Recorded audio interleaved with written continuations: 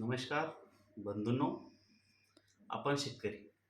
शेतामध्ये आपण अद्रक, मिरची, कापूस, मका, सोयाबीन असे वेगवेगळे पिकं घेतो.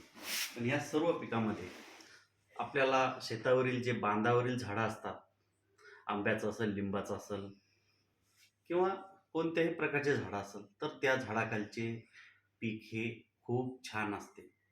झाडाखालच्या पिकांना कोणत्याही प्रकारचं कीटक लागलेलं नसतं, बुरशी नसते, मायक्रोन्यूट्रनची कमतरता नसते. तर शेतातल्या पिकांवर हे सर्व हे कीटक असेल, बुरशी असेल किंवा मायक्रोन्यूट्रनची डिफिशियन्सी जाणवते. पण त्या पिकाला माल जास्त असतो आणि झाडाखालच्या पिकाला माल कमी असतो. का? तर ते दुसऱ्याच्या सहकार्यानं वाढणारं झाड असतं. झाडाखालचं झाड आणि शेतातलं झाड हे स्वावलंबी असतं. तेच आपल्या मुलाविषयी होतंय.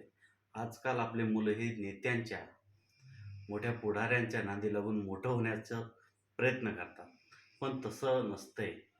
ज्याप्रमाणे झाडाखालच्या रताळाच्या झाडाला सुद्धा रताळं लागत नाही, पण त्या झाडाला वेल बनतो. तसंच मुलांचं झालंय. होतात, धष्टपुष्ट दिसतात, पण काही कामाचे नसतात. त्यासाठी मुलांना स्वावलंबी बनवा. झाडाखालच्या रताळाच्या झाडासारखं त्यांना रताळे बनवू नका.